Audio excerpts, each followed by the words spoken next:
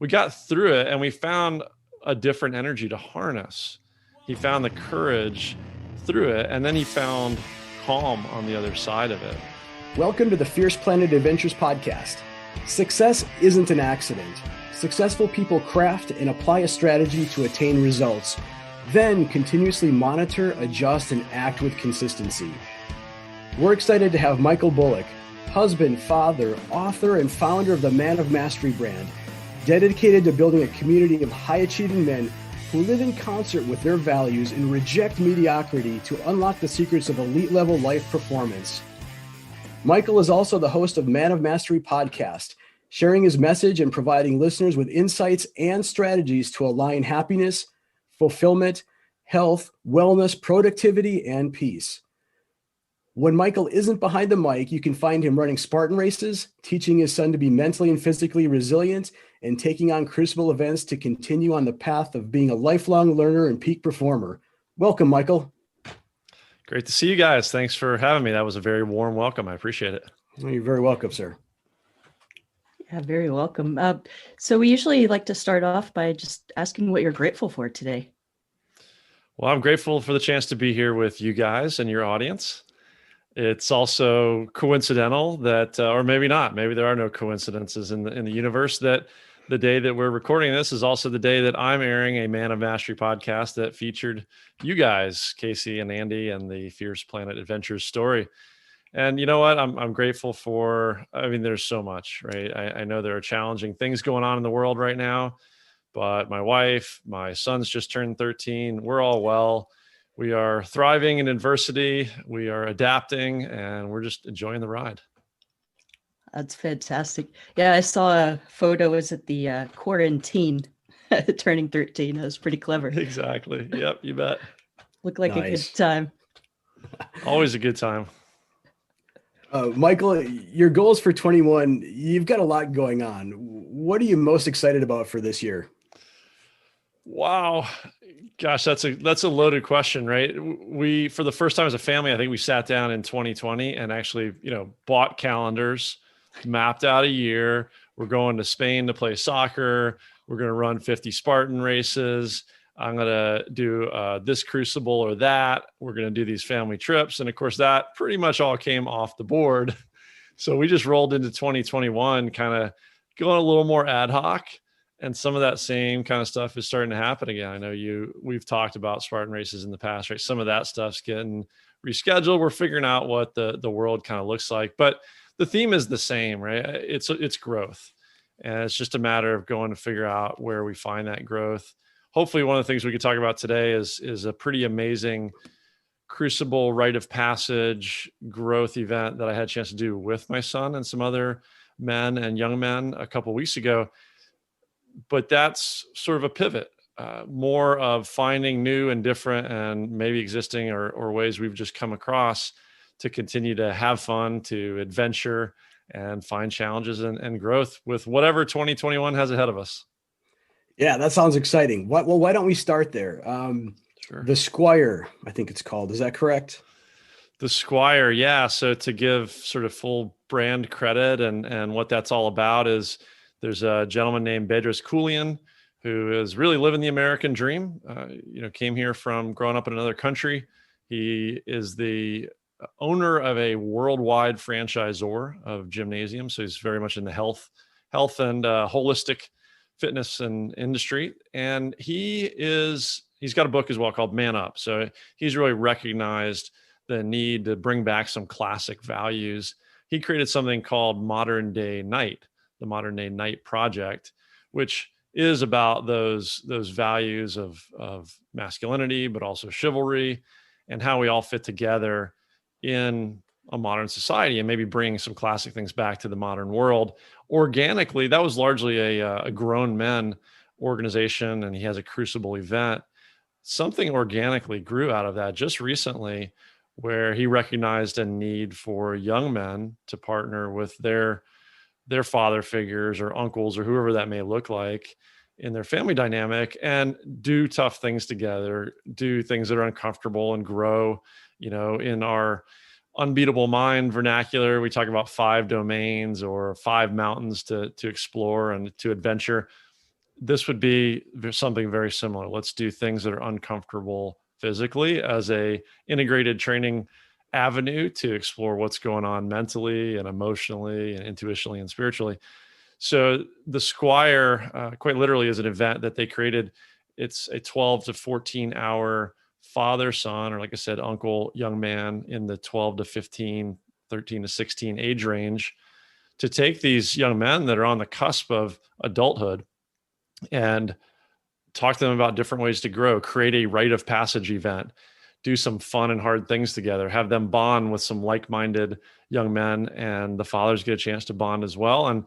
And for me and my son, it was an amazing experience to do some things. A lot of things welled up, a lot of things we got a chance to talk about. And it's also a time to just get away and do that talk. How often do we get to sit and talk about our values, look ahead at adulthood, think about what it means to start to take that seat at the table as an adult in the family, and what those responsibilities are and how you want to show up.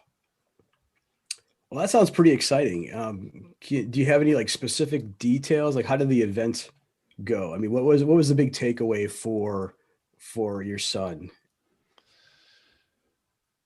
Well, I'll give you the specific example. It's got lots of layers to it, Okay, but it's something I think you guys will be able to appreciate, and maybe your audience. We have some similar communities. So for you guys you've been to an Unbeatable Mind Experience event, so I think you probably got a chance to experience an ice bath.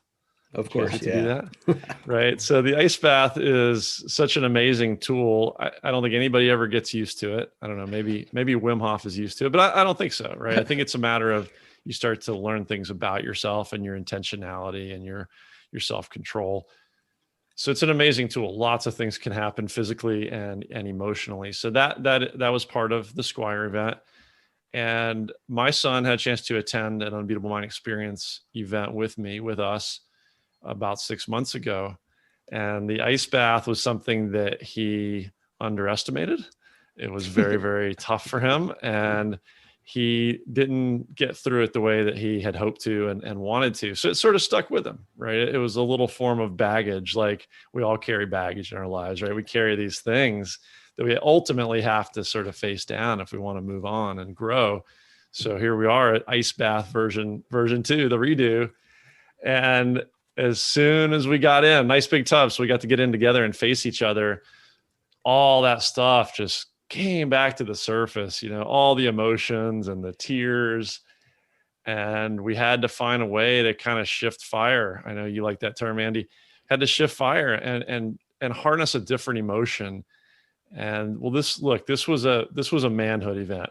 We had to get a little raw, a little dirty, a little savage, a little ugly, and take those emotions to a different place than we show up each day as father and son.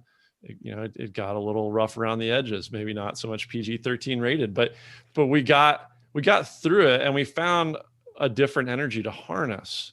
He found the courage through it, and then he found calm on the other side of it, which was an amazing journey and an awesome time for us to go through it together. But I'll tell you another thing that popped out of it as well that is also tough, but it's a learning point, is about 10 seconds of that experience showed up on social media. And it wasn't something that got out without permission, right? We knew it was happening. It didn't seem like a big deal at the time. There was all kinds of reaction to that, as you do with anything that's out of context, right? This was literally a 3-minute ice bath with a 10-second excerpt of some of that, going from most of the time we get to be savage servants. This was maybe the savage warrior, right? Conquering something hard. So there's lots of lessons to come out of that. But one in particular is when we go through these sort of growth events, there are lots of transformative things that happen that are really probably ultimately a little bit private or best left private. Mm-hmm. And it's also, a good cautionary tale to be super cognizant of how we show up and represent ourselves, and what things we do want to show publicly when we have the chance, the opportunity to be a role model or to speak publicly, things like that. Mm-hmm. Wonderful. So, Casey, did you have something? I was just going to comment what an amazing experience to have with your son, and to be able to have those moments of growth and development together and just be able to share that into the future. I can't imagine what a strong relationship that builds for a father and a son. But that's amazing to see your son going through a lot of these crucible events as well. So when did you get him started on that, or has it been a lifelong thing for him? No, yeah, thank you for saying that. I give him really all the credit for being willing to play along and just say, yeah, great, Dad, let's go do that. Oh, that's my birthday present. Fantastic. Nice. And his friends are kind of going like, what kind of birthday present is that? That's Right. what's going on here. And sometimes we joke around like, I don't know if we're quite right, if this is our idea of fun, but it's amazing. You put yourself in these situations and you start to meet some amazing people that are also willing to get a little uncomfortable, because that's where growth happens, right? In any realm. If it's intellectual, we got to go take a new class or learn something new or go deeper on a topic we're already into. And physically, I'm sure we can all relate. You got to stress the muscles or run longer or run intervals or something different, right? So doing the same thing doesn't allow us to grow. Being comfortable doesn't allow us to get stronger. So it's in those harder things, I think he's come to recognize pretty early in his life, that we do find growth. We find challenge. Sometimes that challenge is frustrating, but there's always something to learn. And that was something that I know we've talked about in a lot of the communities where we overlap. And it was in the Squire as well. Look, young men, there's no failure here today, right? It's all wins and lessons. So I credit my son for having the openness to do these things, my wife for being way ahead of me on the path of enlightenment. In her case, a lot of strengths and experience. One of those being meditation. She's a meditation teacher, so she got our son in tune to that very early on to try to find some calm that I think is benefiting him. We'll see how it goes in the teenage years. And then we took that directly into, as we both got involved with Spartan racing. That's really where I think we hit an inflection point, because as you guys know, you've done it. Those obstacles are a metaphor for life. Mm-hmm. And you have these, where life, throws things at us at its own pace. But these manufactured crucibles, we can go out and do hard things, obstacle after obstacle, and you're going to fail, or you're going to have places you want to get better. So every time there's a chance to, before a race, let's do some breathing. Let's do some visualization. Let's talk about what went through your head when you were running first in the race, but you failed the rope climb and had to do burpees and, lost, so all those kind of things. The fact that we were both enjoying doing things athletically together led to a sport that just facilitates those kind of conversations, which I think has just evolved. And I hope he keeps it up. I often say, I just turned 49. I say, like, I'm damn near 50 and I'm just learning to breathe. I love the opportunity I'll learn it anytime I can, but the chance to give the gifts of some of the kind of things that we're all learning and practicing and studying, to give it to young people earlier in life is amazing. Yeah, definitely. Boy, you said a lot there, a lot to unpack. I think this is what we need for our children these days. Now, saying that, I don't have children, but you look at the world and it's become a complex place, more complex every day. In the unbeatable mind vernacular, or the military vernacular, we use the term VUCA, right? Volatile, uncertain, chaotic, and ambiguous. And we are dealing with it every single day. These types of events, even though they may just seem like things to do and little exercises or workouts or fun things to do, are actually teaching us, adults and children, to show up better, stronger, more resilient in the world. This is where, the growth happens, right? And even though it's in a fun environment, oftentimes beautiful environments, running in the Rocky Mountains or, next to the ocean or something similar, it tests us, right? And it shows us what you said. You had mentioned that these obstacles are metaphors in the Spartan race for what comes at us in life. And when we can process the little things and in the calm environment, it helps us frame it better, I think, for when life throws us the big curveballs, right? And the COVID lockdown, we both talked about how we had to shift fire from our plans last year of racing across the country, different Spartan races. And our plans of traveling across the country and doing all kinds of mountaineering and canyoneering adventures. And, guess what? That's life. So what did we do? We just changed up our perspective, and we were able to roll with it because, we knew what we were trying to do, right? We knew the direction. We may not have had it completely mapped out, but we knew where we were heading, and we knew what our values were, and we knew exactly what it was, we were trying to do. And that made it a little bit easier, right? Sure, it was a bummer. Maybe it bummed us out. We were a little bit put out for a little while, but we were able to reframe it pretty quickly and get back up and be resilient and move on to continue our journey in a slightly different way. So yeah, thank you for sharing that.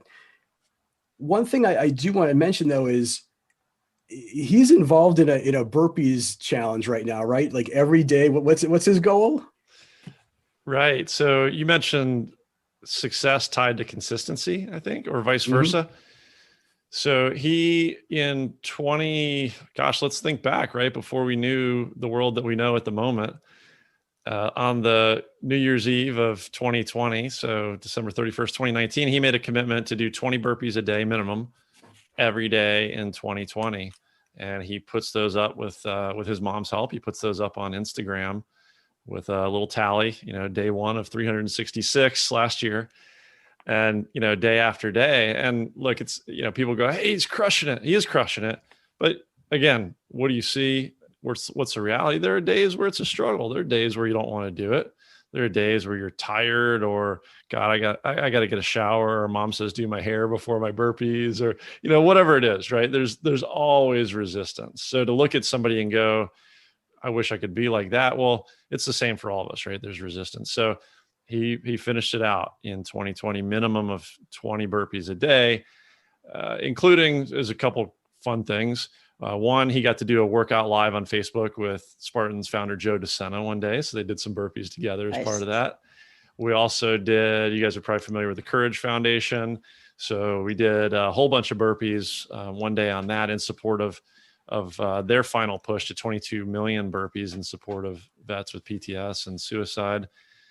Within that, we were supporting one teammate who did 5,001 burpees himself on that day. We started at midnight Eastern. It was 9:00 for my time. So I got 3 hours of burpees done with him one night. And then the next day, a few more hours in which my son joined along. So he got those done, and we closed out 2020 with his last set of 20. We did a little recap podcast. It was fun. And then, hey, what are we going to do for 2021? Let's keep it rolling. He's got kids and adults all over the world playing along on Instagram. Let's keep ripping people off the couch. So this year, same deal, burpees every day. He switched up a little. So it's 21, and it's a Leonidas burpee. So same burpee, but at the bottom, we do 2 push-ups instead of 1 push-up. So that's nice. 42 push-ups a day, 21 burpees, if you want to think about it that way. Very Good stuff. Yeah. You had mentioned that, some days it's hard for him. He's a struggle to get out and do these things. And I think that's a really interesting point that I wanted to touch on, because it's usually, if we're able to do that with consistency, to get up, get ourselves out of bed and go to the gym, do the workout, do whatever that hard thing is in our lives, even when it's hard mentally, we can do it because we have a strong connection to a why. Has he shared what his why is with you? Yeah, I think for him, if we talk about how to create consistency and discipline, one way to do it would be to have a very structured day and just pin yourself in with time so that you create habits. That is something a lot of us lack, or we have so many externalities that it becomes very tough to do that. He's certainly not that structured. I will say, and look, he's 13. So Not to make excuses, but to give him credit at the same time, we started off COVID. He created his own daily schedule. I'm going to do online class from this time to this time. Then I'm going to do a workout, then this, then that, right? Lacking that, right, when it becomes more ad hoc, I think one of the most powerful ways to hold ourselves accountable is through a community And that ties back, I think, to the answer to your question of his why right now, which is he's really passionate about whenever he sees another kid, another Spartan racer, an adult, somebody who's super fit, Spartan pros, or it could be somebody who can do one burpee or can't do any burpees, but they're going to do some squat thrusts or whatever it might be. He gets fired up about seeing people jump on and do his challenge to whatever degree they can. So that's ultimately, I think, that that teamwork, the team spirit, the accountability, and the opportunity, the gratitude to get to help be a leader in a healthy way. That's really what drives him. That's awesome.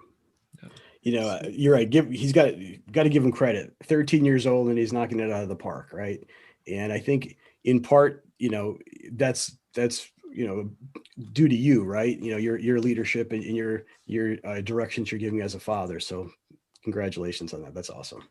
I appreciate it. I give mom 99% of the credit.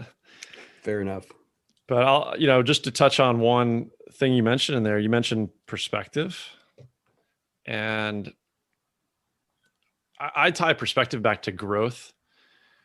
These inflection points or steps up, sort of those sea changes in development, whatever it might be. It could be as you learn academically in life. It could be the book about mastery in his Aikido study by George Leonard talks about those step changes. Whatever those growth steps might be, how you find those inflection points to me is really interesting.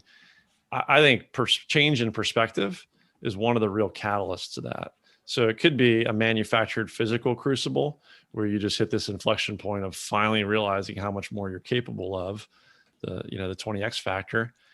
But travel is something I know you guys are passionate about. And I think that's an amazing way to alter perspective and give you a view of new things, try new things, learn new things that you might really appreciate and love. Or you also, if nothing else, could learn to be grateful for the way that you have it at home when you get back, right? So that's another thing. I'll say I'm very happy that we've had a chance to do with our son so far is a good bit of travel, particularly international travel, where you get outside, again, comfort zone, get outside the comfort zone of perspective of language, location, food, style, stand-up toilet, whatever it might squat down toilet, whatever it might be. So to tie it back to, the travel theme that I know you guys are passionate about, that's an amazing way to grow and something else we love to do as a family. Absolutely. A lot of growth there. To your point, I love that aspect of travel with perspective, especially trying to engage with other people in the world and just trying to view the world through someone else's eyes. Because we definitely see things from a much different perspective here in the States. But what a powerful tool for someone so young too, especially with your son. But trying to work together as a family traveling is another powerful growth, I think. It is. I know you guys have had a family on your show. Is it the 5 Backpacks family that travels internationally? The 3 boys. Yeah. Yeah. It's just amazing when you see folks like you guys, you're willing to kind of cut the cord on classic modern comfort and take some risks. People who will just take the family and try something different, like traveling internationally, homeschooling as they go. You never know where it's going to lead, but it's sure to be exciting. Absolutely. Certainly a good way to get out of the comfort zone, like you were saying. So you had brought up travel, so I'm gonna go walk through the door here. You had done a backpack trip across the planet, right? Across the world. What was that like for you? Was it? Well, I'll just let you tell me. Sure. Yeah. I mean, that almost sounds like I did a lot of walking. I'm not sure I did quite that much. I made it to 6 continents, and this was quite a long time ago. It was I was about 29 years old, so I was at a little bit of an inflection point between really maturing and figuring out career and all that kind of stuff. It was I think one thing that's important to say about it is it was something I had never considered doing. Sure, I thought, hey, let's go to Europe and that'd be cool. And you hear about people backpacking Europe for the summer, and I'd been to islands to scuba dive and things like that, right? But this was inspired by a roommate I was fortunate to have at the time who grew up in New Zealand. And he said, look, we have this idea that we realize at the time, I think they were a population of 4 million people with 1 million living abroad. Look, we're a couple main islands of 3 million people that are really isolated from the rest of the world. And we're aware that there's danger in that of becoming sort of homogenous in worldview, if you will. And so they look at it, the way he described their cultural upbringing to me was there's school, but that's only part of your education. A lot of the kids are expected to do what they call their overseas expedition and travel for a bit independently of their parents as a form of education. So that really inspired me. Gosh, what could I do? So I'd racked up frequent flyer miles traveling for work, and it took a couple resets at work to finally get a leave of absence to take hold, but finally broke free for 6 or 7 months. Bought those plane tickets, cashed in some miles, and went. There was an around the world ticket. I think those still exist. So you get X number of stops as long as you keep going east or west around the globe. So I started in Atlanta, made my way west to South America, over to Oceania, Asia, Africa, Europe, and eventually back home. So that was certainly the longest time I've spent on the road, on the move, with a backpack with I don't know, 1 pair of shorts, 1 pants, 2 shirts, 1 pair of boots. But you find you don't need much. I went through a ton of books, lots of memories of amazing landscapes, but the people and the culture, those kind of experiences, I think, are the really rich thing in life. And certainly with travel, so many memories of cool people met and along the way. Oh, sounds amazing. What was your favorite stop? That's always a tough one, right? they mean different things in different ways. And there's so many super cool places in the world. One that I really gravitate to wanting to go back to was Nepal. So I spent about 5 weeks in Nepal, including 2 weeks straight of trekking around in the mountains with the backpack, staying at huts and overnights. So amazing, huge mountains, beautiful place. If you're, a super world-class mountaineer, that's definitely the place to go. But I was just, walking around with the backpack on and enjoying the sights. Vietnam is amazingly a beautiful place that I went to. South Africa was completely different to me and completely beautiful. Europe, it's interesting because Europe was kind of the place that I always said, I'll go later. Mm-hmm. Right. It's sort of close. And I sort of see at least Western Europe being fairly close to our culture. But that everywhere I went surprised me. And that one surprised me as well. In particular, France, Paris is a place that I couldn't believe a couple times I've been there, how much I love the energy of that city. And then I've been to Greece 3 or 4 times now, including the chance to run the Spartan race in Sparta, Greece. So I could go, to all these places and tell you something favorite about each one. But if I had to pick one, Nepal really stands out. Just an amazing place. Beautiful. Oh, wow. Bucket list journey there. Yeah, for sure. Something I wanted to ask you though, as I understand it, you ended up with a back injury. Is that correct? Yeah. I don't know if you ever get rid of those. Yeah, I did. I don't know if you guys have been through that. I don't wish it on anyone. That actually was not that long. If I look back, it's probably one of those things where I had a buildup of injuries over time and didn't recognize it, respect it, know my body. When you're young, you just throw yourself at stuff. And then even it was after I came back from that trip in which I was in amazing shape when I came back. In fact, I think I lost something like 50 pounds during those travels. And wow. Certainly that indicates I was at least a little overweight before I left. But a lot of it is just walking, getting out of the chair that we sit in all the time here in the States, being active, probably eating smaller portions, maybe eating better quality, and just being active outdoors. And then, I fell back into literally eating at Waffle House every night for a period of time.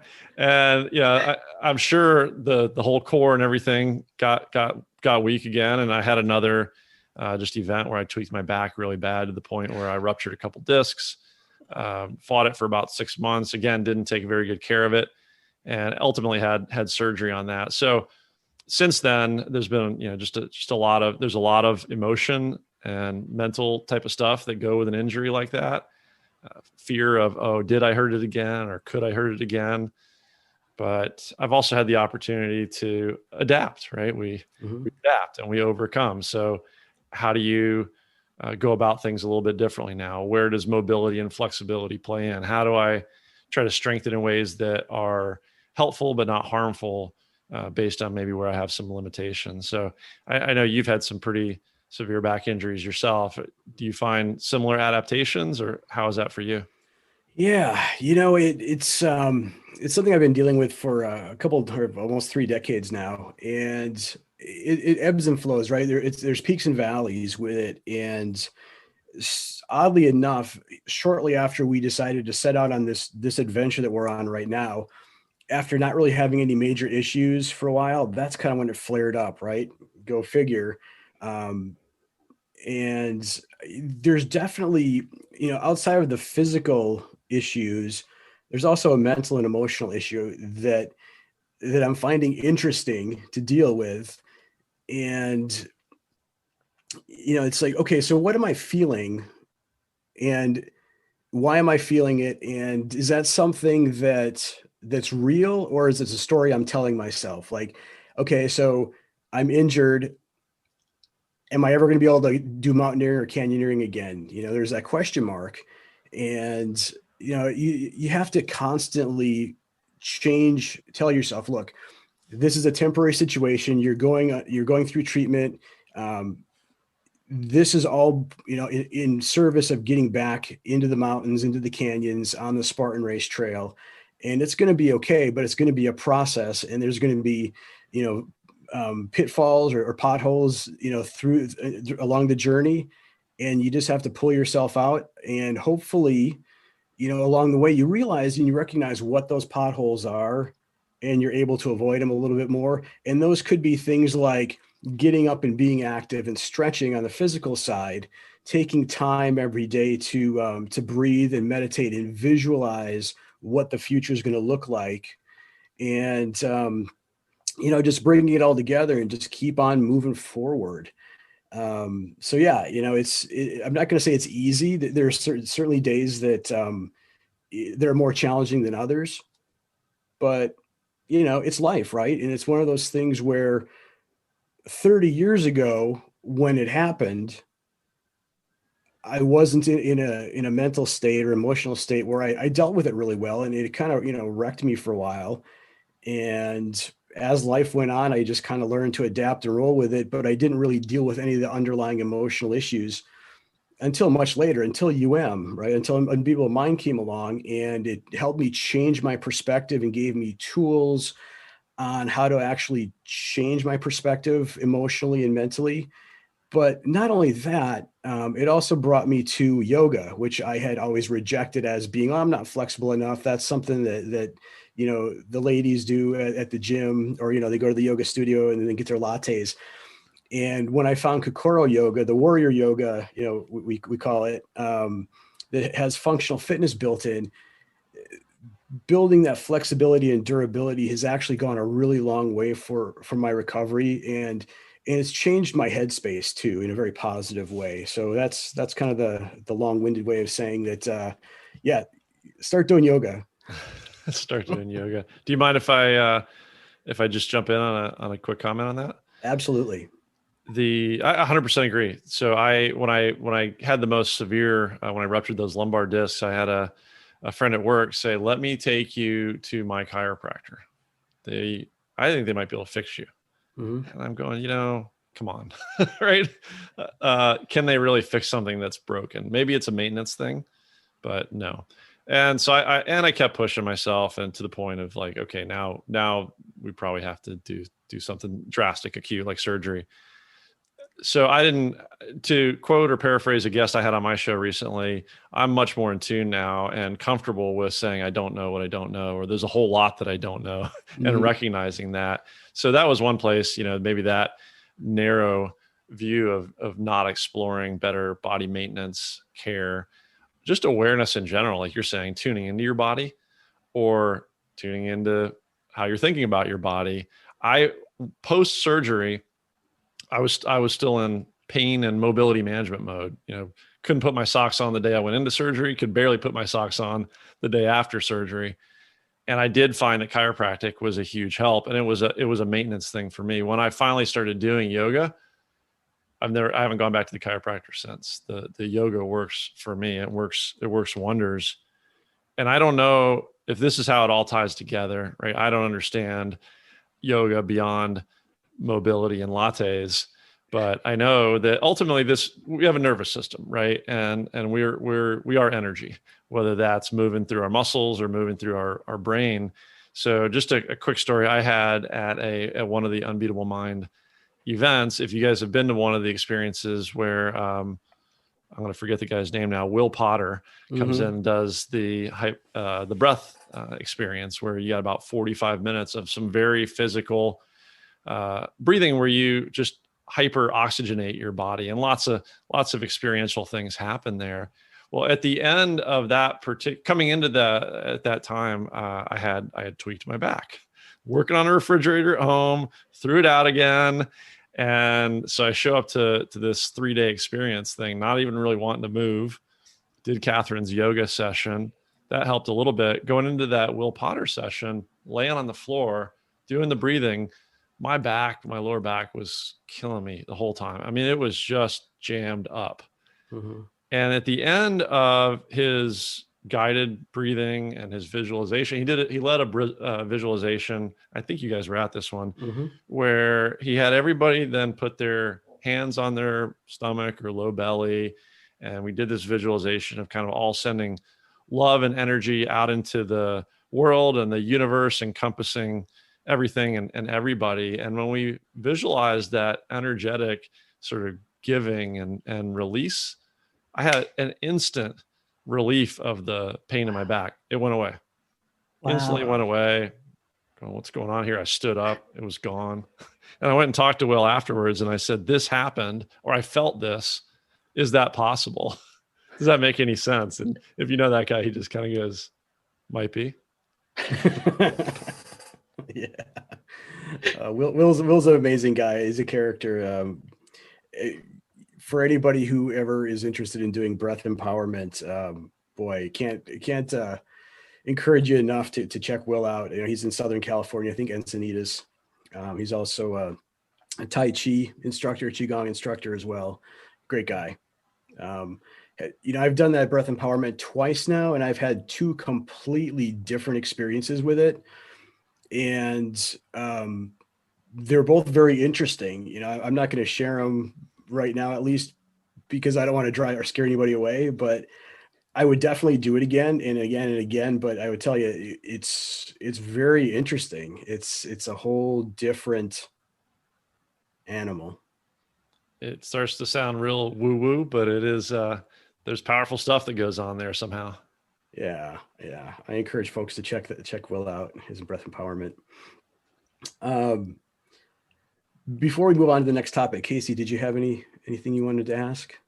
I've been kind of monopolizing the call. Actually, just a comment. I was thinking about the pain releasing when you're doing the breathing, and I've actually read a lot of how we will trap emotions and feelings or energy, if you will, in certain places, and you can really breathe into those and release things like that. I know with the injury, of course, but definitely kind of find that interesting that through that breath work, you were able to release some of that pain.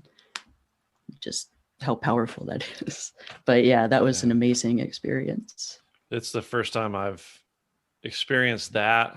The concept of breathing into a particular, flow or muscle or spot or pain was something relatively new to me that has been really fun to play around with. It's the real deal. And to share one other story recently that to me, it's this energetic space. Speaking of Qigong teachers, I had a chance to go to the sheepdog event, and there was a Kung Fu master there who's he can kind of use the energy for good or evil, right? For healing or for hurting. And I saw him, help people who developed injuries or strains or whatever in the course of of some of the combatives training, but without touching them. Right. He just sort of, and you ask him what he's doing. He goes like, I don't know. I'm just like feeling stuff. Right. I saw him. Oh, it's small. He's a relatively small man, and he's 72, 73 years old, amazingly quick, but he overpowered 3 huge guys with literally his pinky in a tug of war. And then I saw him defend a striking blow by, if you guys know Jim Bro, Jim's a very experienced athlete and martial artist. And the way that this guy defended, he said, watch this. And he did it somehow energetically to the point where Jim was literally thrown backwards onto the floor, visibly in extreme pain. Wow. Just for our listeners who aren't familiar with Jim Bro, he is the CEO of Unbeatable Mind, and he's also author of a few books. One of the titles is Easy Makes This Week. I think you have that on your reading list on your website. Good book. Yeah. Yeah. So yeah, good stuff. That's an amazing story. Thank you for sharing. Yeah, of course. He also has a book on mastery, which happens to feature, I think, that same Kung Fu instructor. So if people are interested in that, you can find out a little bit more about both Jim and Sifu Feng. Wonderful. So big goals for 2021. We touched on it at the very beginning, but I wanted to come back to business goals. You've got some interesting stuff going on, and I wanted to give you the opportunity to talk about that because, I think what you're doing here is necessary. It's needed in our society. And I think many men would benefit greatly from tapping into what you're doing. Yeah. Thank you for saying that. And thank you for the opportunity to talk a bit about it.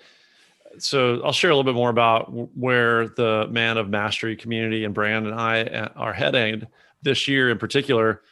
I'll tie it back in the spirit to start with referencing back to the Squire, right? This father-son event. So I've done one of those and something I'd like to facilitate a lot more of. And I'll come back to that in just a second. But coming into this event, the Squire, I talk to these guys because, like a lot of businesses, you got to sign a contract when you show up. You got to sign literally a non-disclosure, confidentiality, non-compete. And I go, whoa, wait a minute, guys. What's the spirit of this, right? Because I'm a coach. I coach men. I coach young men, and I do some father-son things together. Is there any concern here? And we talked about it. No, come on up and do the event. So the first few hours I was there, one of the coaches pulled me aside and goes, hey, I understand you're endeavoring to do something similar to this in the future. And I was wondering, well, what angle is this coming from? Mm-hmm. And he explained, our view is there's so much of this needed. There is so much unmet need and potential that we can't fill it all. You can't fill it all, right? There's so much need and demand. So his question was from one of a perspective of abundance, meaning how can we serve you? How can we help bring more of this to the world? How can we, you guys are on a mission to inspire passion and purpose and self-mastery in many, many people. So I just love that spirit of how can we all work together with a sense of abundance to serve the world better. And the way I'm doing that, and I've been doing that, as you said, I created this brand around the concept of the journey of self-mastery in life. The idea that we're all on a path. Nobody's reached a final destination because there isn't one, right? Every peak we get to, there's another one. There's another challenge ahead. There's always another growth opportunity. Maybe we can't see it, which is one of the great places for coaches, right? Or other forms of accountability to help spot your blind spots. But this journey, self-mastery, nobody's there. And so it's beautiful to interact with other people and learn from each other. Where are you ahead of me on the path? What can I learn from you? What have I learned that I could share with you? And of all the men that I've had the honor and opportunity to work with so far, what I see is a couple recurring themes, and this is what's guiding 2021. One is there is a lot of, and I think it's our society, ticking off the box and saying, I've reached success. Mm-hmm. Maybe success looks like career or finance or whatever, whatever the optics of that are. And then you get there and you look around and you go, Well, I'm not happy, or I'm not fulfilled, or what was the meaning in all that? What Mhm. impact did I make on the world, right? It's the fulfillment and happiness question. So the way I describe that is to take nothing away from that success, but it's unbalanced.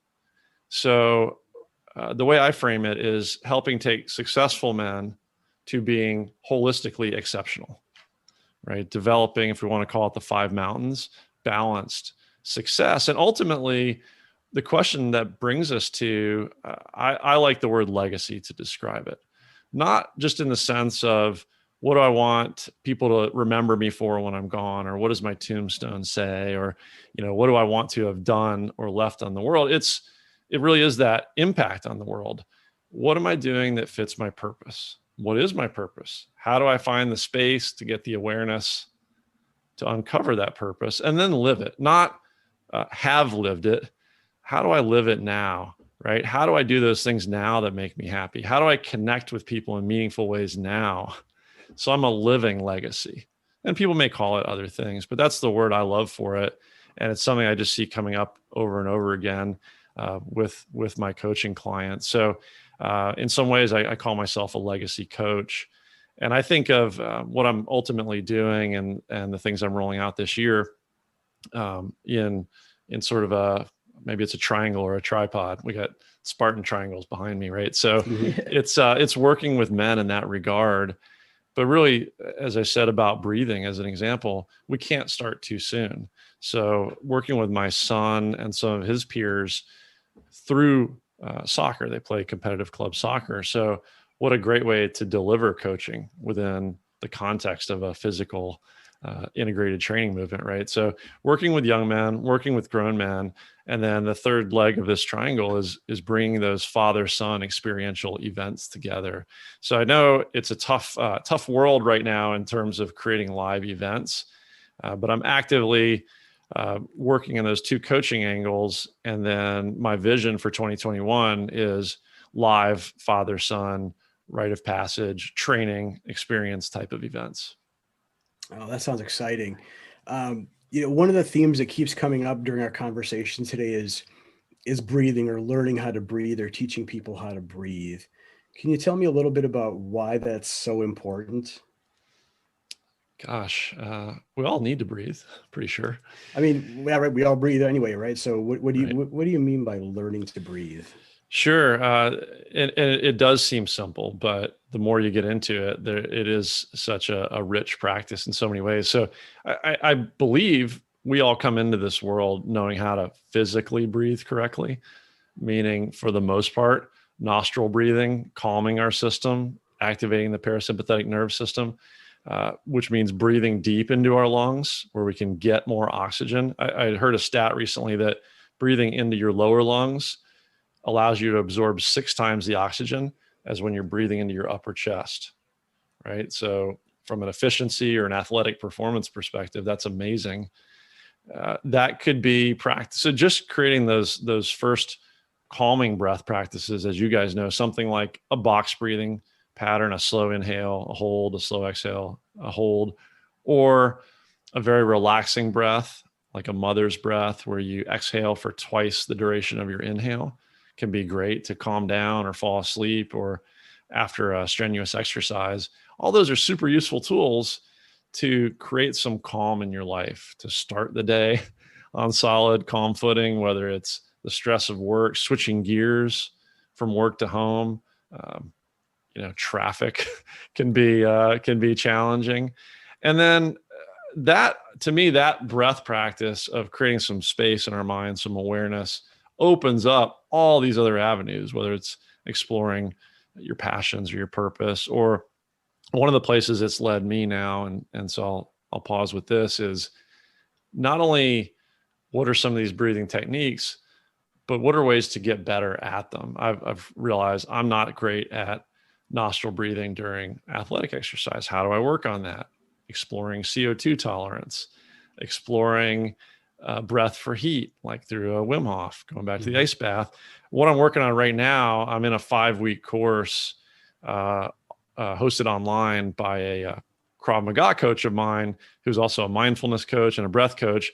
And he's taking a group of us through 5 weeks of, we're literally I'm going to say this, and most people have never thought about it. I hadn't, but it becomes so sort of obvious, is go back to our back injuries or anything else as we age, we get weaker and we get stiffer if we don't train it, right? Mm-hmm. So we're literally, I'm pointing at my abdomen here for anybody who can't see me or you're just listening, is we're working on strengthening the diaphragm, strengthening and bringing flexibility back to the intercostal muscles of the rib cage.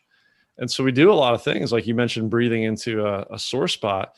We'll lean and breathe into one side, lean and breathe into the other, and do different mobility while we breathe exercises to mechanically get better at breathing. So then we're able to be even more effective in these breathing practices that have different purposes. Wow, that's fascinating. I'll have to look into that as well. So you can, after any powerful breath practice, I can usually feel how sore I am. Right. So I was just thinking how much people could be developing that even further beyond just a simple like Buck's breathing round or two, you know. So, there's so much to explore there. Yeah, thanks for sharing that. That's very interesting. And so one of the underlying themes of today's conversation then is breathing, right? It's breath work. It's whether it's Will Potter's breath empowerment practice or exercise, or box breathing, mother's breath, tactical breathing. You know, these are all really powerful techniques and tools that you can, you know, learn to utilize and, you know, to expand your life. Okay, I think, you know, we're kind of running up against a hard stop here. I wanted to touch on a couple things real quickly from your website. 30-day training, make bold moves. Yeah. So this really goes back to your question. Thank you for bringing that up as well, of what's going on in 2021. So end of month is my target here. I'm running up against it. We'll see. I am offering for men. And again, it's amazing when I look at my statistics and I hear from people, I've probably got like a 65, 35 male, female audience. And the age range has really surprised me as well.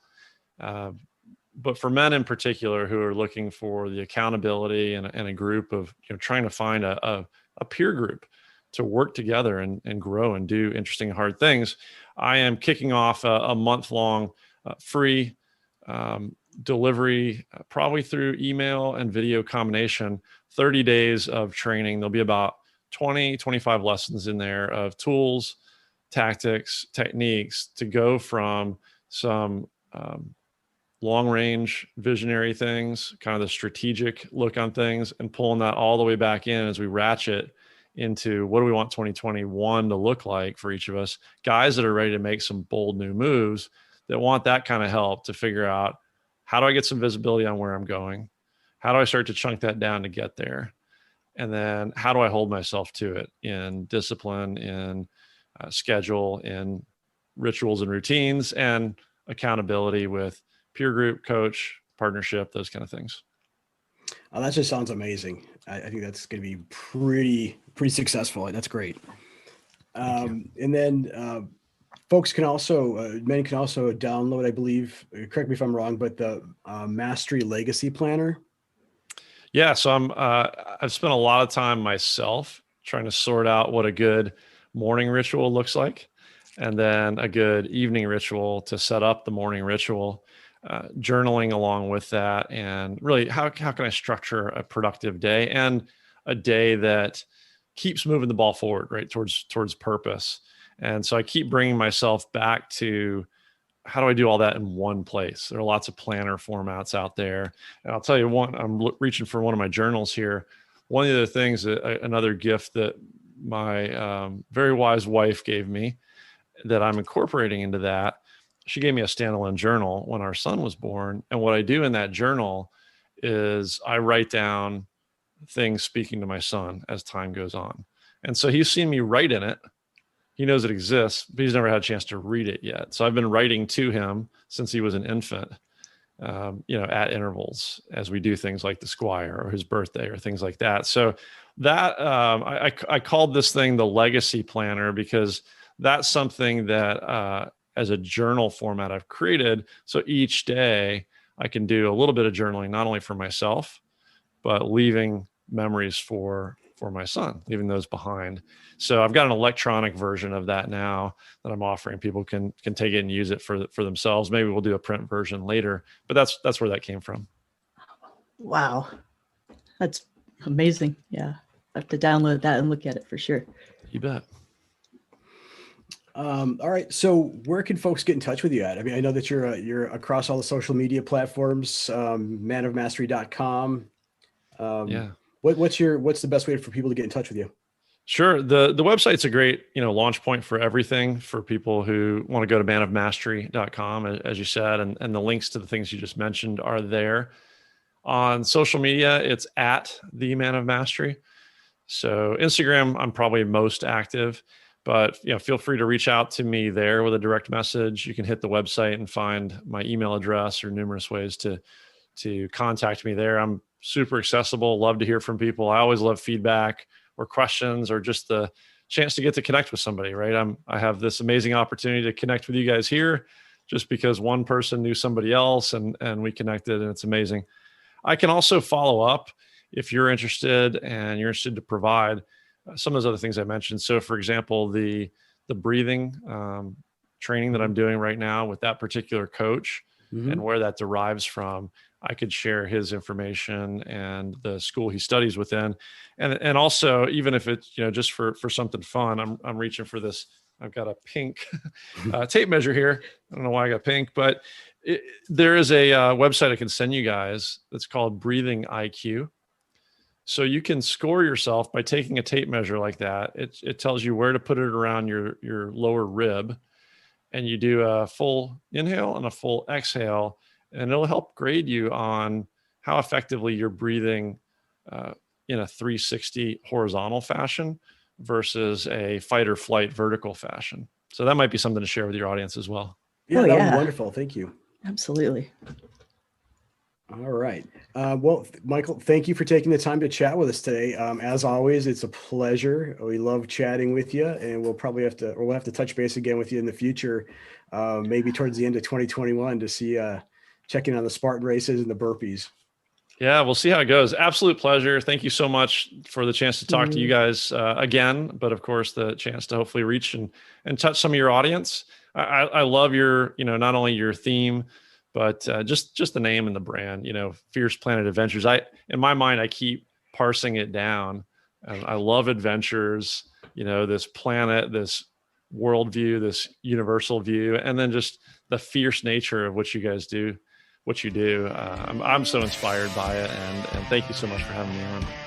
You're very welcome. Thanks Live fiercely, my friend. Yes. Absolutely. Thank you. Thanks so much.